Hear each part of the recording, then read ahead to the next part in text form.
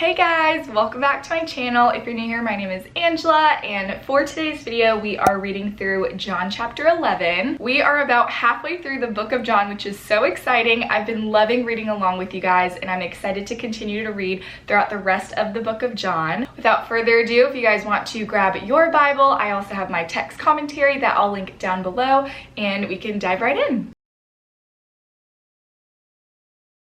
Okay, so starting in John chapter 11, verse 1, it says, "Now a man named Lazarus was sick. He was from Bethany, the village of Mary and her sister Martha. This Mary, whose brother Lazarus now lay sick, was the same one who poured perfume on the Lord and wiped his feet with her hair." Mary, Martha, and Lazarus, they all are very good friends with Jesus, and Mary just has this heart of love for Jesus, as you can tell from her pouring the perfume on his feet. And then in verse 3, so the sisters sent word to Jesus, "Lord, the one you love is sick." And I highlighted the one you love because I think it's also important to note that Jesus also loved these people as well. Jesus loved Lazarus, who is sick. And then verse 4, when he heard this, Jesus said, "This sickness will not end in death. No, it is for God's glory, so that God's Son may be glorified through it." And I highlighted that as well, that it is for God's glory, because Jesus already knew when he heard this, that the news that Lazarus was sick, he already knew that his sickness would not end in death. He already knew what he was going to do. And he also says that it is for God's glory, that God's Son may be glorified through it. And that is the purpose of why this is going to happen. And then verse 5, now Jesus loved Martha and her sister and Lazarus. And I highlighted that as well, just because I think it's so sweet to know Jesus loves us all so individually. It says he loved Martha, he loved Mary, and he loved Lazarus. So I love how that's emphasized, is his love for them. And then verse 6, so when he heard that Lazarus was sick, he stayed where he was 2 more days, and then he said to his disciples, "Let us go back to Judea." So when I first read verse 6, I was a little confused, because I was like, okay, Jesus, you just heard that Lazarus, someone that you love, is sick. Why are you not rushing over? Why are you not rushing back to them? But instead it says, and I highlighted, he stayed where he was 2 more days before he told his disciples, okay, let us go back to Judea. And I think it's important to note that he said that. We can circle back to the reason why he stayed for 2 more days at the end of this chapter, but I think that's just important to note that he did not go right away. He stayed where he was for 2 more days, and there's purpose in that, even when we don't understand. Even when we don't understand the delay. Even when we may be frustrated in the delay, there's a purpose behind him doing that. And then in verse 8, but Rabbi, they said, a short while ago the Jews there tried to stone you, and yet you are going back? And I highlighted, and yet you're going back, 2 specific words, and yet, because I feel like it just goes to show that Jesus will do anything, even going back to a place where he's obviously a wanted man, out of his love for you. I just love that. It's even though there's so much danger that the world is supposedly imposing onto him, and yet he's still planning to go back. He still has work to do. He's still going to do God's will, even when it doesn't make sense to the average person. In verse 9, Jesus answered, "Are there not 12 hours of daylight? Anyone who walks in the daytime will not stumble, for they see by this world's light. It is when a person walks at night that they stumble, for they have no light." And in my commentary, which I will link down below, the one that I'm using, it says, Jesus' disciples were shocked that he would return to the region of Judea when he was a wanted man there. Jesus responded by saying that he still had work to do. The 12 hours were a figurative way to speak of the time allotted by God the Father for the earthly work of Jesus. So Jesus is saying that there's still time to finish the day's work within the day, for the night comes when the work is ended. So while he has this time on earth, he has work to do given by God, and there's time to do it. He's going to get done what God has sent him here to do. And during that time, he feels no danger because he's walking in his light. So he's basically saying, yes, even though it seems dangerous, I am going back there because I still have work to get done while I'm still here. And then verse 11, after he had said this, he went on to tell them, "Our friend Lazarus has fallen asleep, but I am going there to wake him up." His disciples replied, "Lord, if he sleeps, he will get better." Jesus had been speaking of his death, but his disciples thought he meant natural sleep. So when Jesus told them that Lazarus is asleep, they actually thought that he meant actually naturally sleeping. So that's why the disciples said that, but Jesus was actually referring to Lazarus's death. And then verse 14, so then he told them plainly, Lazarus is dead, and for your sake I am glad I was not there, so that you may believe. But let us go to him. And there's a few things I highlighted in verse 15. The first is when he says, for your sake, I am glad. And it just stuck out to me because I was like, okay, this is a sad, sorrowful situation where Lazarus died. And even then, Jesus is saying that he has gladness. He is glad in the midst of this happening because he can see beyond this. He knows what's going to happen. And he says that for your sake, for our sake, for their sake, the people who love him, for their sake, he is glad. And it says, I also highlighted, so that you may believe. So whatever he's going to do, whatever he already knows that he's going to do, whatever he already knows is going to happen, he is glad for our sake, because whatever happens next will increase their belief. It says, so that you may believe. So as I'm reading this, I'm like, okay, one, even in this sad situation, Jesus still has gladness because he knows the ultimate purpose that it's going to serve. He has that foresight to see what's going to happen. And then it also lets me know that things are happening the way they've happened, where he stayed 2 more days. He allowed Lazarus to die for their sake so that they may believe. So it just goes to show me that Jesus will do whatever it takes. And sometimes it'll look like to us that he's doing things the hard way, that he's not just immediately showing up, he's not immediately just fixing our problems, but sometimes it is for our sake. Sometimes it may be for our sake so that we can increase our faith, to increase our belief in him. And then in verse 16, then Thomas, also known as Didymus, said to the rest of the disciples, let us also go, that we may die with him. So Thomas, one of his disciples, says this because they've already established, okay, it's going to be dangerous for you to go to Judea, but he's still going anyways, and yet he is still going back. And then verse 17, on his arrival, Jesus found that Lazarus had already been in the tomb for 4 days. Now Bethany was less than 2 miles from Jerusalem, and many Jews had come to Martha and Mary to comfort them in the loss of their brother. When Martha heard that Jesus was coming, she went out to meet him, but Mary stayed at home. So Jesus goes to Bethany where Lazarus and Martha and Mary are, and it says that Lazarus had already been in the tomb for 4 days. So this man has already been dead for 4 days. So at this point, it's very clear. It's not like he's sick and he needs healing. This man has already died. He's already in the tomb. It's been 4 days. And then in verse 21, Lord, Martha said to Jesus, if you had been here, my brother would not have died. Which I feel like just goes to show, kind of her disappointment. Okay, we told you and you seemed to take your sweet time, and he's already dead now at this point. So she's kind of like, if you had been here, my brother would not have died.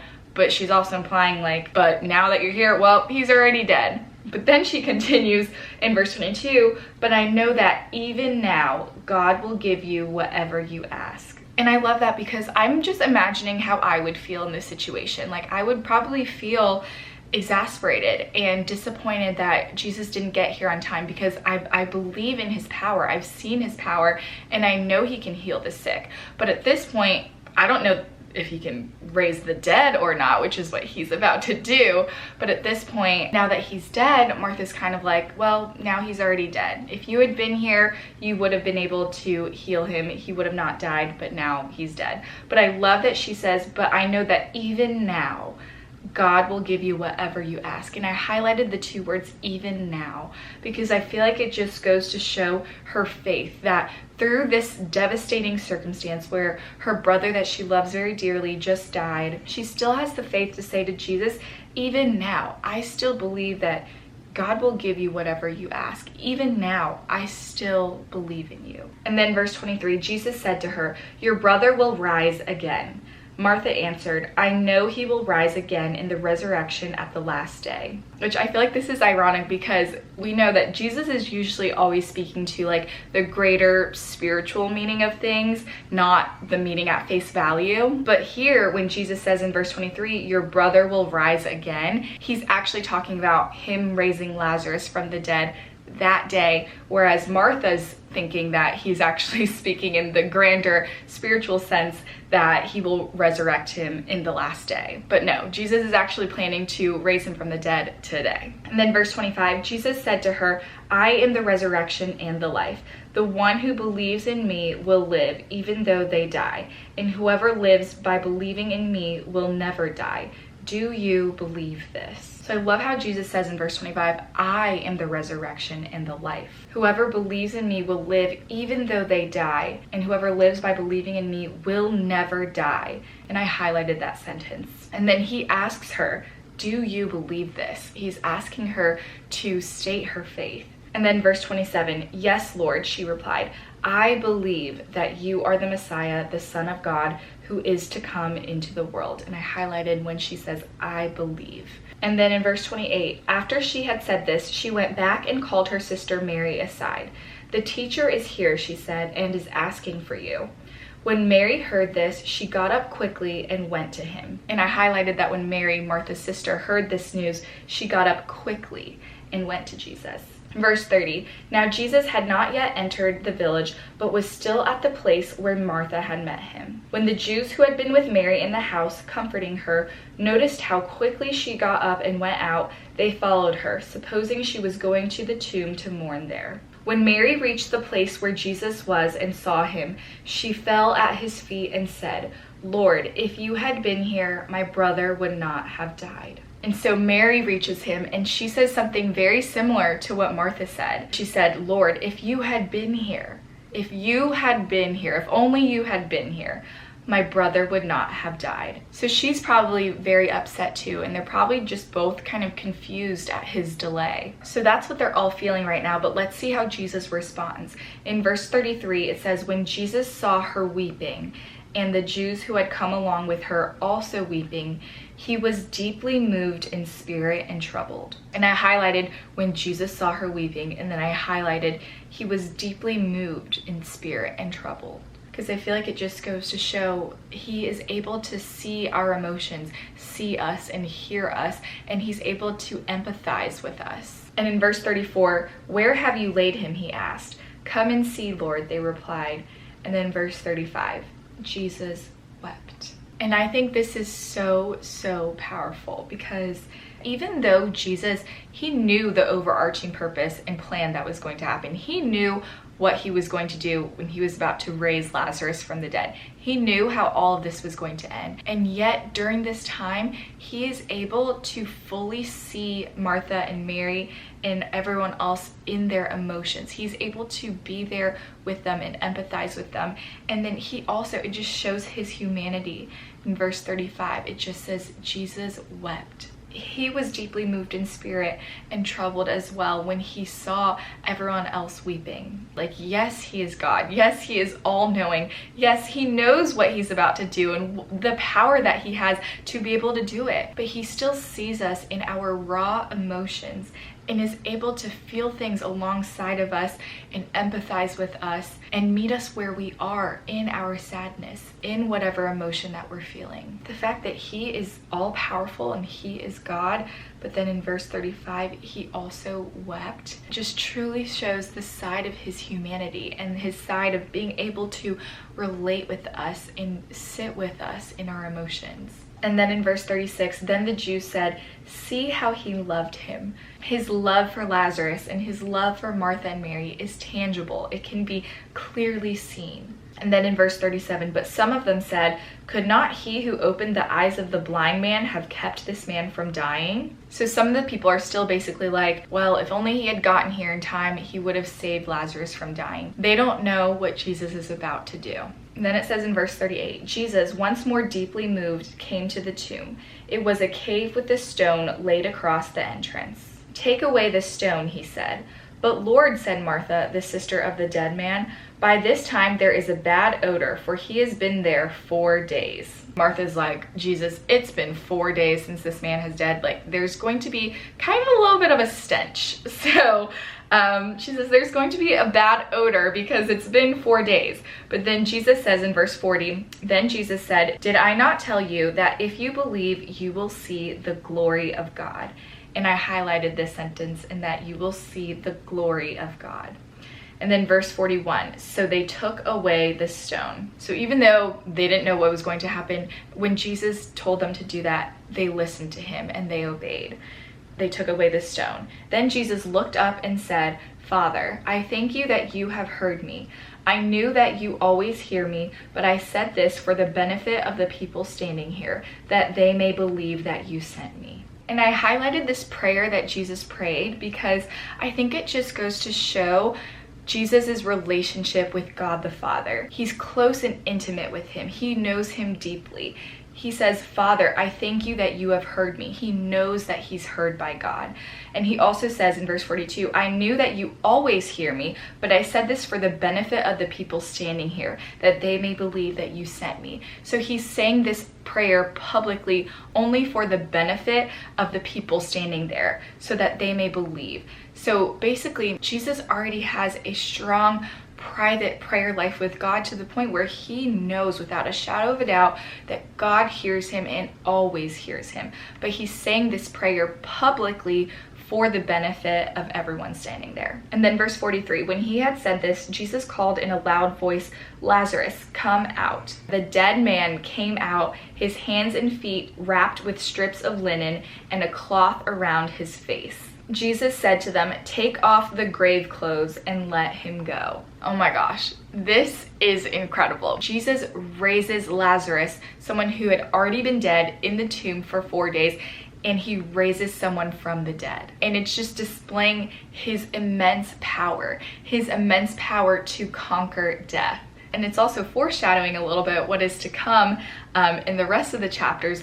But this is such a miracle for everyone to see, for Mary, for Martha, for all the people to see. Lazarus was raised by Jesus from the dead. He came walking out, being raised from the dead. And if you could just imagine what the people and Mary and Martha must be feeling in this moment. Like, even though Jesus took his sweet time and allowed Lazarus to stay sick and then to actually die before coming over to them, it served a purpose. It served a purpose, because if he had healed Lazarus while he was still sick, I mean, yeah, they knew he had the ability to do that. But here, the glory of God is able to be displayed, because then Jesus is showing his power to raise people from the dead. That is just like a miracle beyond miracle. And for these people to witness that with Lazarus, their brother, it just goes to show that Jesus does everything that he does for the sake of our belief, for the sake of us. And even though they may have questioned, okay, why didn't he get here sooner? If only he had been here, he would have been okay.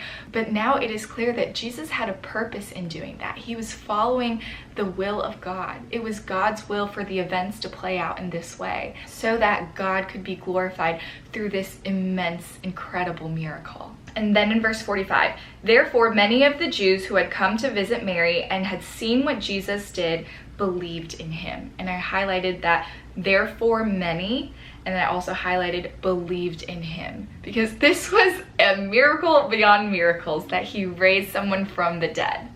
And then verse 46, but some of them went to the Pharisees and told them what Jesus had done. So many of the people there believed, but some of them ran off to tell the Pharisees what had happened. And then in verse 47, then the chief priests and the Pharisees called a meeting of the Sanhedrin. What are we accomplishing? They asked. Here is this man performing many signs. So even they can see that he's performing so many signs and miracles. In verse 48, if we let him go on like this, everyone will believe in him, and then the Romans will come and take away both our temple and our nation. Then one of them, named Caiaphas, who was high priest that year, spoke up. You know nothing at all. You do not realize that it is better for you that one man die for the people than that the whole nation perish. He did not say this on his own, but as high priest that year, he prophesied that Jesus would die for the Jewish nation, and not only for that nation, but also for the scattered children of God, to bring them together and make them one. And this is so important here. So basically, all the Pharisees and the chief priests, they gather together and they're like, okay, Jesus is performing so many signs, and if this continues to go on, we're scared that the Romans will come and take away our temple and our nation. And so basically, they're scared of what's going to happen as a result of Jesus continuing to do what he's doing. And then the high priest Caiaphas spoke up, saying that it's better for one man, Jesus, to die rather than for the whole nation to perish. So he's basically calling for the death of Jesus. But what he doesn't know in verse 51 is that he did not say this on his own, but here he's actually prophesying that Jesus would die for the Jewish nation. So he's prophesying that Jesus is going to die for these people. And not only that, but also for the scattered children of God. So not only for the Jewish nation, but for all the children of God, for all the scattered children of God, to bring them together and to make them one. So even though Caiaphas is just over here, he's the high priest, he's just saying, okay, it's better for one man to die, Jesus, than for the whole nation to perish, so let's kill Jesus. But he's actually prophesying what's going to happen, which is super important, that Jesus is going to die for all of us, for not only the Jewish nation, but for all his scattered children, and that's what Jesus is going to die for. And then verse 53, so from that day on, they plotted to take his life. So at this point, they're all like, okay, we're decided, we gotta kill Jesus. In verse 54, therefore Jesus no longer moved about publicly among the people of Judea. Instead, he withdrew to a region near the wilderness, to a village called Ephraim, where he stayed with his disciples. And I underlined he withdrew because I feel like that's something that Jesus often does. He withdraws to places. In verse 55, when it was almost time for the Jewish Passover, many went up from the country to Jerusalem for their ceremonial cleansing before the Passover. They kept looking for Jesus, and as they stood in the temple courts, they asked one another, "What do you think? Isn't he coming to the festival at all?" But the chief priests and the Pharisees had given orders that anyone who found out where Jesus was should report it so that they might arrest him. So at this point, after Jesus consistently is displaying his immense power that can only come from God, the Pharisees, the chief priests, they're all scared. They're scared of the Romans. They're scared of what's going to happen. And they have decided to plot to kill Jesus. So they basically have given orders that anyone who finds out where he is needs to report it so that they can arrest him to kill him. So that was the end of John chapter 11. This was such a good chapter, and just like the miracle that Jesus performed of raising someone from the dead, it's just so amazing. And we'll continue to read on in the book of John to find out what happens next. But before we do that, I just wanted to call out a few key takeaways that just really stuck with me as I read this chapter. The first one is Jesus's humanity, when in verse 35 it says Jesus wept. That verse, even though it's just 2 words, Jesus wept, is so powerful to me, because it just goes to show, as I mentioned before, his ability to empathize with us, to sit with us wherever we are, to meet us in whatever we are feeling. And even though he is God and he is sovereign, he was also human. In his humanity, Jesus wept. That is just so powerful and touching to me. Another thing that stuck out is just his immense power, his power over the grave, for him to be able to raise someone from the dead. Like, that is actually crazy. And it just goes to show his power and that he is God. Only God can raise someone from the dead. Like someone who had already been in the tomb for 4 days, everyone saw him pass away, and he had the power to raise someone from the dead to become alive again. That is a miracle, and that is amazing. And along with that, another takeaway I had is just the timing of it all and how purposeful and intentional his timing is. In verse 5, it says, Jesus loved Martha and her sister and Lazarus. So when he heard that Lazarus was sick, he stayed where he was 2 more days. He didn't go right away. He stayed 2 more days, but it was for a purpose, for a reason. And he also knew in verse 4 that this sickness, Lazarus' sickness, would not end in death. It would be for God's glory. It would be so that God's Son may be glorified through it. So just the timing of what he did, even when Martha and Mary, they didn't understand at the time, even in situations where we may not understand at the time why things are happening or the timing of why things are happening, we don't understand, but there is an intention and there is a purpose behind why Jesus waited 2 days, why Jesus waited for Lazarus to actually die before coming. And it was for their sake that they may believe. I love in verse 15 when it says, "For your sake, I am glad I was not there, so that you may believe." Which just resonates with me because I feel like sometimes actually a lot of times, God does not do what I want him to do always immediately. But oftentimes after the fact, I can look back and be like, oh,